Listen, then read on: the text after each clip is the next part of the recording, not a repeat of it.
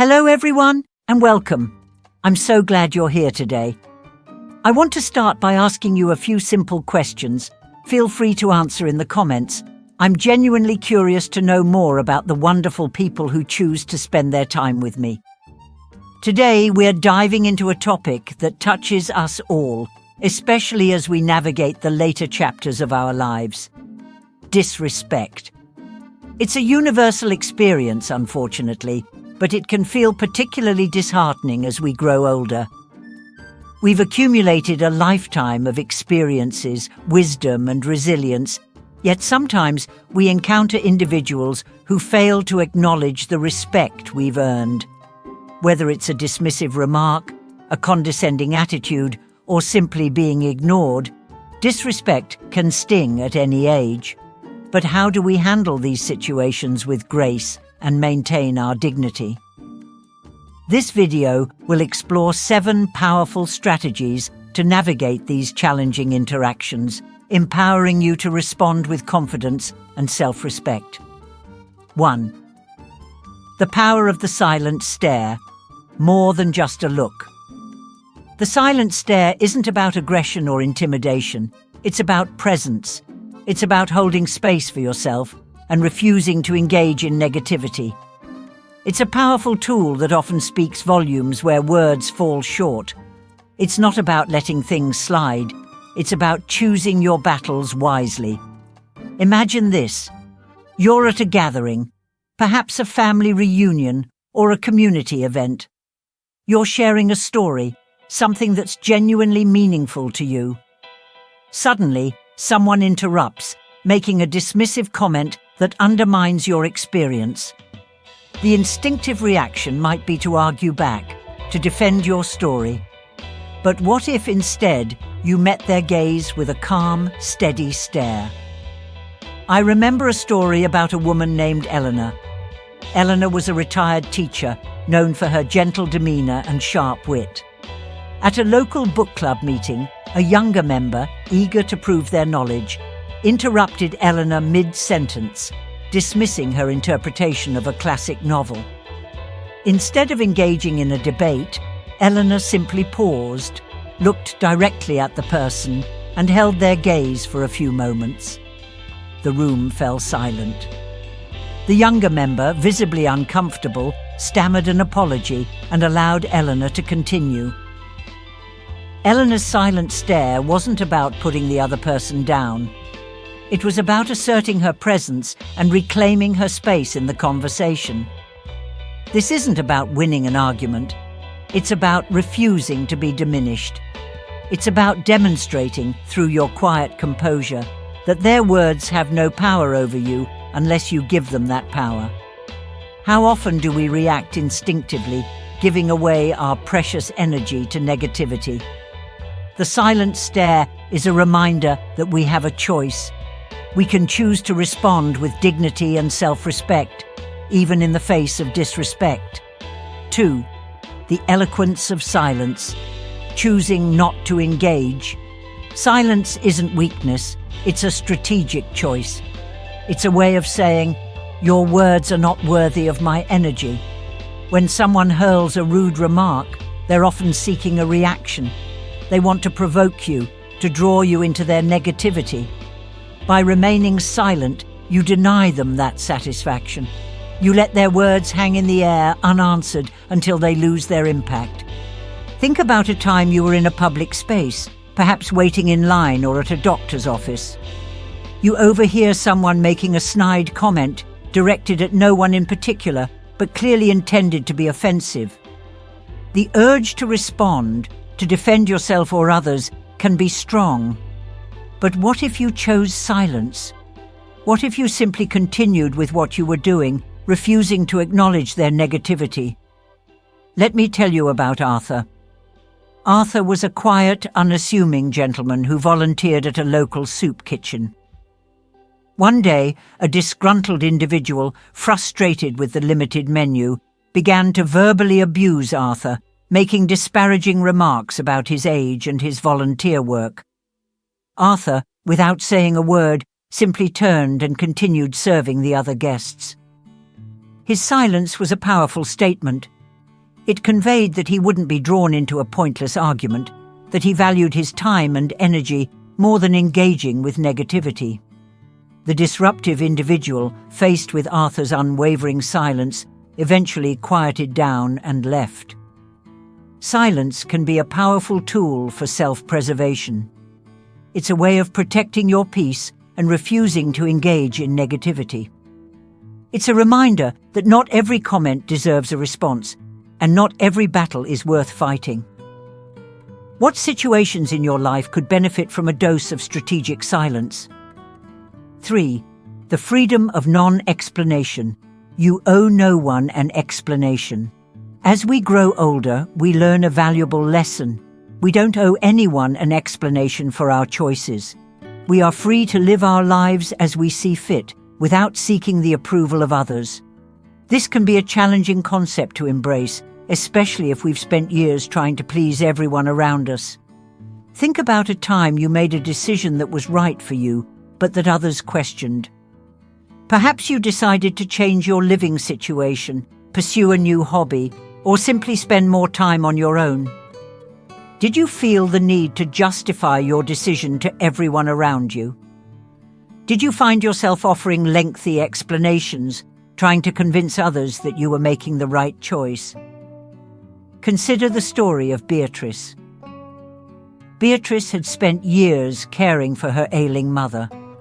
After her mother passed away, Beatrice decided to sell her large family home and move into a smaller, more manageable apartment. Her family, accustomed to gathering at the family home for holidays and celebrations, questioned her decision. They couldn't understand why she would want to give up the house that held so many memories. Beatrice initially tried to explain her reasons. She talked about the upkeep, the loneliness of living in such a large space, and her desire for a simpler lifestyle. But no matter what she said, her family continued to pressure her. Finally, Beatrice realized that she didn't need to justify her decision. She simply stated, "This is what feels right for me now," and left it at that. This isn't about being rude or dismissive. It's about recognizing that your choices are valid, simply because they are your choices. You don't need to seek the approval of others to validate your decisions. You have the right to live your life on your own terms. Have you ever felt pressured to explain your choices to others? How did that feel? The sanctuary of distance, protecting your inner circle. Sometimes the most effective way to handle disrespect is to create distance. This isn't about being vindictive or cutting people out of your life entirely, though sometimes that may be necessary. It's about protecting your energy and prioritizing your well-being. As we age, we realize how precious our time and emotional resources are. We've learned through experience which relationships nourish us and which drain us. It's perfectly acceptable to be selective about who you allow into your inner circle. Think about the concept of a garden. You carefully cultivate it, nurturing the plants that bring you joy and removing the weeds that choke the life out of everything else. Our relationships are much the same. Some people bring sunshine and nourishment into our lives, while others bring negativity and drain our energy. It's important to recognize the difference and to create healthy boundaries. Let me share the story of Clara. Clara had a long-time friend, David, who consistently made subtle but hurtful comments about her appearance and her life choices. Clara, wanting to maintain the friendship, often brushed these comments aside. However, she noticed that after spending time with David, she felt depleted and insecure. Finally, Clara realized that she needed to create some distance. She didn't have a dramatic confrontation with David. She simply started declining invitations more often and limiting their interactions. This distance allowed Clara to regain her sense of self-worth and to focus on relationships that were truly supportive. Creating distance doesn't always require a dramatic exit. It can be as simple as limiting contact, setting boundaries, and prioritizing your own needs. It's about recognizing that you deserve to be surrounded by people who uplift you, not tear you down. Have you ever had to create distance from someone for your own well-being? What did you learn from that experience? The strength of upright posture. Holding your head high. Holding your head high is more than just good posture. It's a physical manifestation of self-respect. It's a way of projecting confidence and conveying that you won't be diminished by someone else's negativity. When someone disrespects you, the temptation might be to shrink, to make yourself smaller. But by holding your head high, you send a powerful message. I know my worth, and your words cannot change that. Imagine a scenario. You're at a social gathering, and someone makes a condescending remark about your age or your abilities. You could react defensively, trying to prove them wrong. Or you could simply straighten your posture, meet their gaze with confidence, and continue the conversation as if their comment had no impact. This simple act of holding your head high can be incredibly disarming. Consider the story of George. George was a retired engineer who loved to attend local community events. At one such event, a younger attendee made a dismissive comment about George's generation, implying that they were out of touch with modern technology. George, instead of getting defensive, simply stood a little taller, smiled politely, and responded with a calm and insightful comment that demonstrated his knowledge and experience. His confident demeanor and upright posture effectively neutralized the other person's negativity. Holding your head high is a way of embodying your self-worth. It's a reminder to yourself and to others that you are worthy of respect. It's not about arrogance, it's about self-assurance. How does your posture reflect your inner state? 6. The art of boundary setting, teaching others. How to treat you respect isn't always freely given. Sometimes it needs to be taught. This isn't about demanding special treatment or forcing others to acknowledge your worth. It's about calmly and consistently setting boundaries and communicating your expectations. Teaching others how to treat you is a crucial aspect of self-respect. Think about a time someone overstepped your boundaries. Perhaps they interrupted you constantly, made unwanted comments about your personal life, or disregarded your opinions. How did you respond? Did you address the behavior directly, or did you let it slide? Let me tell you about Helen. Helen had a neighbor who frequently dropped by unannounced, often at inconvenient times. Helen, wanting to be polite, initially tolerated these intrusions. However, she began to feel increasingly stressed and resentful. Finally, Helen decided to set a boundary.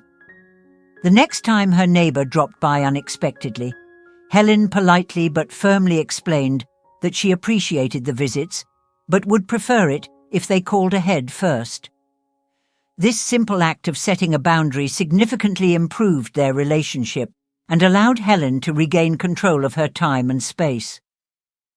Setting boundaries is about communicating your needs and expectations clearly and respectfully. It's about asserting your right to be treated with dignity. It's not about being confrontational, it's about being assertive.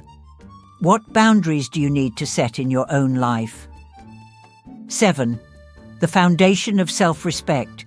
It all starts within. Ultimately, respect begins with you. It's easy to focus on the actions of others, but the most profound change comes from cultivating self-respect. When you truly value yourself, it sets the tone for how others interact with you. Self-respect isn't about arrogance or vanity. It's about recognizing your inherent worth and treating yourself with kindness and compassion. Think about how you treat yourself. Do you prioritize your needs? Do you speak to yourself with kindness and understanding? Do you celebrate your accomplishments and forgive your mistakes? Consider the story of Iris. Iris had spent years putting everyone else's needs before her own. She constantly agreed to favors, even when she was exhausted or overwhelmed. She rarely took time for herself and often criticized herself harshly for any perceived flaws. Eventually, Iris realized that she was neglecting her own well-being. She began to prioritize self-care, to set boundaries, and to practice self-compassion. As she began to respect herself more, she noticed that others also began to treat her with more respect. Self-respect is the foundation upon which all other forms of respect are built. When you value yourself, you send a message to the world that you deserve to be treated with dignity. It's about recognizing that your worth is inherent, not dependent on external validation. How can you cultivate more self-respect in your own life? Let's delve deeper into the concept of creating distance. It's not always about completely cutting someone out of your life. Sometimes it's about creating emotional distance, even when physical distance isn't possible. For example, you might have a family member who consistently makes critical remarks. You can't necessarily avoid them entirely, but you can choose not to engage in their negativity. You can choose not to take their comments personally. You can create an emotional buffer that protects you from their negativity. Another aspect of creating distance is recognizing toxic relationship patterns. Sometimes we fall into patterns of interaction that are unhealthy and disrespectful. For example, you might have a friend who constantly interrupts you or dismisses your opinions. This pattern of interaction reinforces disrespect. By creating distance, you can disrupt these patterns and create space for healthier relationships. Self-respect is not a destination, it's a journey. It's something you cultivate over time through consistent effort and self-compassion. It's about recognizing that you are worthy of love and respect, simply because you are you. It's about forgiving yourself for your mistakes and celebrating your accomplishments. It's about setting healthy boundaries and prioritizing your well-being. One way to cultivate self-respect is through positive self-talk. Pay attention to the way you speak to yourself. Are you critical and judgmental, or are you kind and supportive? Replace negative self-talk with positive affirmations. Remind yourself of your strengths and accomplishments. Another way to cultivate self-respect is through self-care. Take time for activities that nourish your mind, body, and soul. This might include exercise, meditation, spending time in nature, or pursuing hobbies that you enjoy. As we conclude this exploration of handling disrespect, I want to reiterate the central message. Respect begins with you. It's about cultivating self-respect, setting boundaries, and communicating your expectations. It's about recognizing your inherent worth and refusing to tolerate disrespect from others. These 7 strategies, the silent stare, the eloquence of silence, the freedom of non-explanation, the sanctuary of distance, the strength of upright posture, the art of boundary setting, and the foundation of self-respect, are tools that you can use to navigate challenging interactions and maintain your dignity. They are not about changing other people. They are about empowering yourself. Remember, you are not alone in this experience. Many people, especially as they navigate the later stages of life, encounter situations where they feel disrespected. But you have the power to choose how you respond. You have the power to protect your peace and maintain your self-worth. This journey of self-respect and boundary setting is not always easy. There will be times when you feel challenged, when you doubt yourself, or when you encounter resistance from others. But remember, you are worth it. Your peace is worth it. Your dignity is worth it. As you move forward, I encourage you to reflect on these lessons and to apply them in your own life.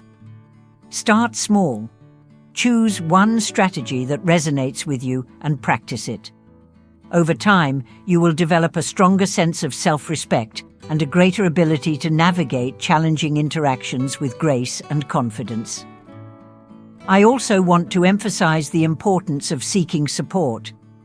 If you are struggling with persistent disrespect, or if you are experiencing emotional distress, please reach out to a trusted friend, family member, or mental health professional. You don't have to go through this alone. Now, I'd love to hear from you. What is one takeaway from this video that you plan to implement in your own life? Share your thoughts in the comments below. Let's create a supportive community where we can learn from each other and empower each other to live with dignity and respect. Thank you for joining me on this journey. Remember, you are worthy of respect, not because of what you do, but because of who you are.